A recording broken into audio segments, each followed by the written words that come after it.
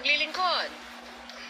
Mama ni ang ibig ko na ng repair kasi po na yung mata ko. Ano nangyari sa mata niyo po?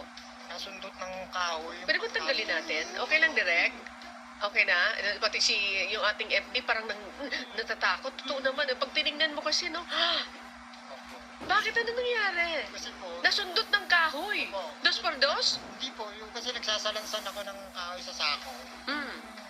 Inaayos ko yung mga sinampay. Natatakpan ng mga damit yung kahoy. Ihawi ko. Nalalaglag yung hanger. Nakamamadali ko, nadampot ko agad yung hanger.